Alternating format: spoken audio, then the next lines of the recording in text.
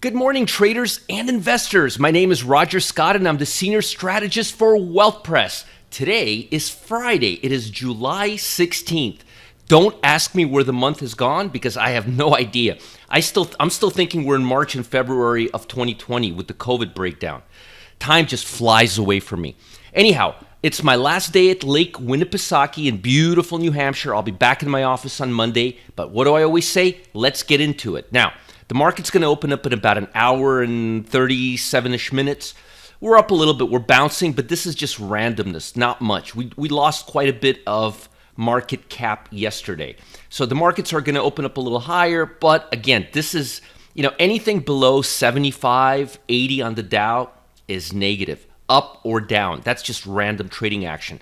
So the market could really go either way. I think a big factor today is going to be the retail sales. Remember, retail sales and consumer sentiment reflects up to 2/3 on the GDP because that's how much consumer activity demands. Now, last time retail sales was negative 1.3. That was a very unexpected sharp decline. Consensus is now negative 4. If we can go negative 4 to positive, even, that would be beautiful. Anything better than negative 0.4 would be great. But keep something else in mind. I want to see what the number is X vehicles. And last time, the number X vehicles was negative 0.7, so it wasn't that bad. Because vehicle sales are helping. They're really strong right now.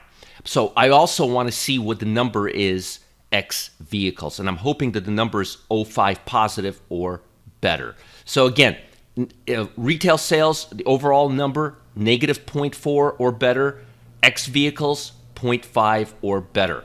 Let's talk about global economy. And I'm going to tell you, as I mentioned yesterday a few times, COVID, that new Delta variant, it's not doing anyone any favors. Malaysia isn't doing well.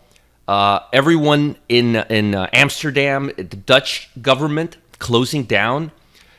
Here in Mississippi or Missouri, either Mississippi or Missouri, don't quote me. I think they're running out of ventilators. Australia's having a lockdown. Things are not getting pretty. So Biden administration was expecting soon to issue a warning to U.S. firms about risks of doing business in Hong Kong, adding strain to the two biggest economies. Something that I never, ever thought Biden would do. I thought Biden would be like just a guy that would sit there and watch TV and hang out, but what do I know? A resurgence of the COVID cases across Asia and signs of rebounds elsewhere has cast uncertainty over recoveries in the region. And I'm going to tell you, folks, it's not getting much better. And the Bible Belt here in the U.S., it's not looking that great.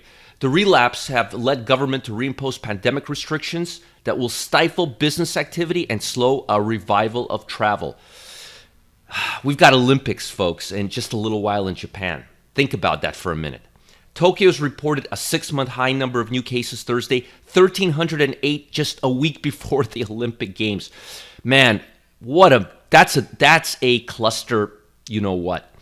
They're due to begin a year later than originally planned. Yeah, it didn't look like it helped. This last year didn't help them much, with most of its population not fully vaccinated.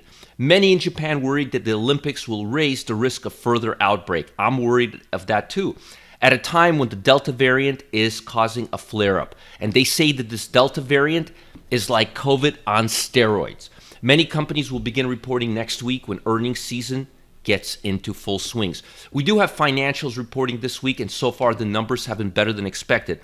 I'm keeping an eye on the bond market. It's really doing everything possible to try to go above the 200-day moving average. But look, let's be honest, folks. The Fed has already said they're going to be moving their timeline. It looks like the economy is recovering. At least the stock market looks like it's in a better shape.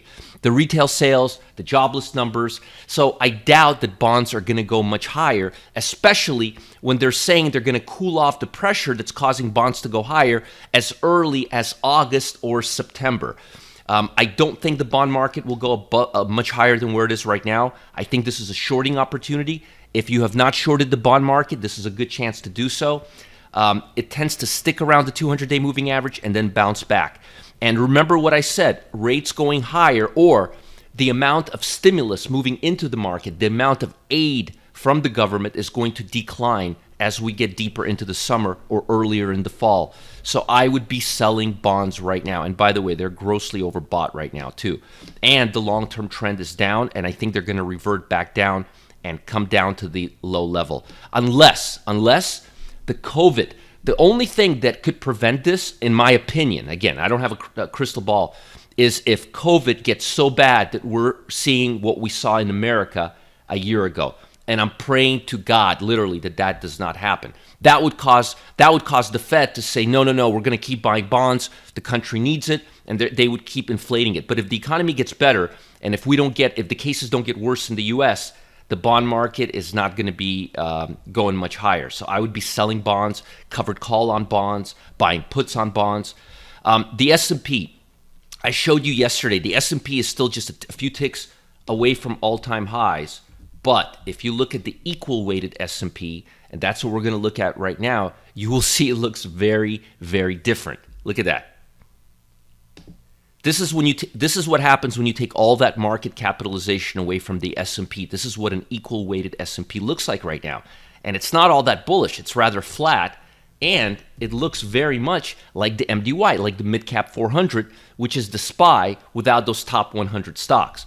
Notice that? Very choppy, very sideways, where the QQQ with those big large cap stocks is still looking like it's a real strong market. So look at the Nasdaq, right? Look at how far it is away from the 50-day moving average. Look at the SPY, and look at how far it is away from the 50-day moving average. You'll see it right here. See that? Just a few ticks from all-time highs. And now look at the SPY. This is the SPY, same index, but all the assets, all the stocks have equal weighted. They all get 2%. So Apple doesn't get like 15 or 20%. It gets only 2%. So the market is very neutral right now. Now, if you look at the stock fetcher code, you'll see that technology and consumer discretionary has been picking up because interest rates are due to go a little bit down, we saw, and earnings on tech and biotech and consumer discretionary stocks are moving higher. But I think we're going to see a little bit reversal of that. I mean, look at Apple. I'm going to show you Apple. I mean, this thing is so overdone right now. And a lot of the FANG stocks are showing this type of price behavior. Look at that. So I think when the Apple and the Amazons and the FANGs, when they pull back, you're going to get a deflation of market capitalization. And you'll see the technology and consumer discretionary and communication cool off, and the boring stocks, the industrial stocks, the materials rise. This is on a 1-month basis, which I don't use. I just wanted to show you what the 1 month looks like. If we go on a cumulative basis, you will see that real estate is actually number one. And while technology and communication services are here, the industrial basic materials and consumer discretionary are down here. So there's a big fragmentation right now between tech and consumer discretionary, which usually occurs when the stock market is grossly overbought like it is right now. So on a cumulative basis, this is a big red flag. Tech here and consumer discretionary here, they need to be next to each other like this. They're technology, consumer discretionary. But on a cumulative basis, they're not. And fortunately or unfortunately, we use the cumulative basis. So the market is fragmented. This is not a time to look at large caps. They are grossly overbought. So I've got a couple of smaller stocks for you that are on my radar, and all of them are pulling back. First, Simple Food Company, SMPL. Let's look at the market cap of this stock. $3.5 billion, not a huge market cap. Ready to make shakes, drinks, Atkins diet. People are going to be dieting whether the economy is good or bad. It's a Russell 2000 stock. It doesn't have that interest rate sensitivity. It's a kitchen and food product. Food prices are going higher, so they're inflation friendly. Nobody's going to stop dieting because of interest rates. That I could probably promise you. Well, I should ask Oprah. Just messing around. Next stock, LPI, Loretta Petroleum Holdings, LPI. Moving to the 50-day moving average, swing highs.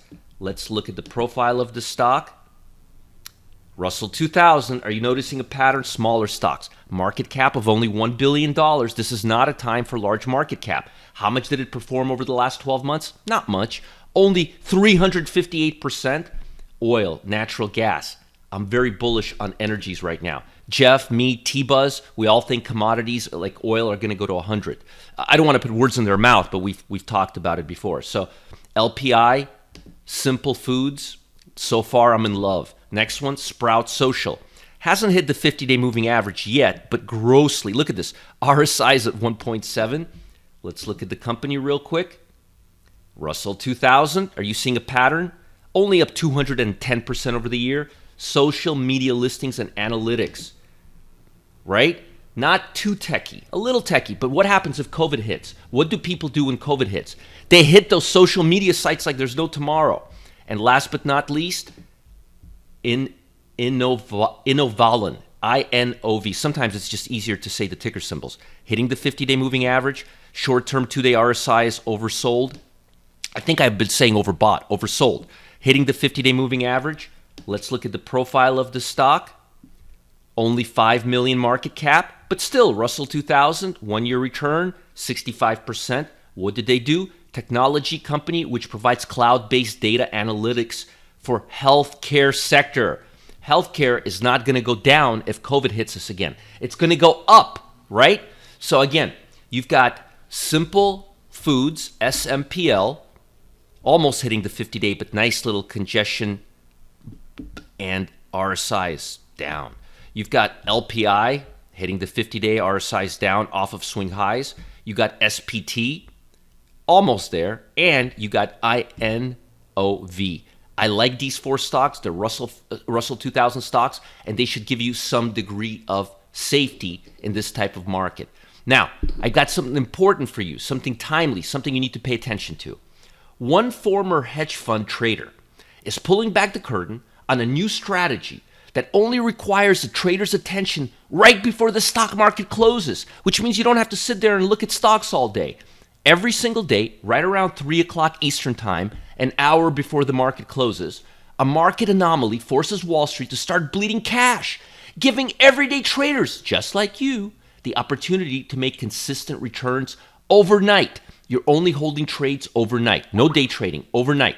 Every single day, every single day. And this, it doesn't happen every day, but most of the time it happens. But when it does, you're only holding 24 hours. This 3 o'clock burn window, as we like to call it, as joy of the trades, 𝗧𝗴𝗀𝗀 calls it, allows anyone to buy low, sell high, just 18 hours later. 18 hours later, but no day trading, none of that monkey business. In fact, Jeff has already used this strategy to back dozens, and I mean dozens of overnight winners for his readers.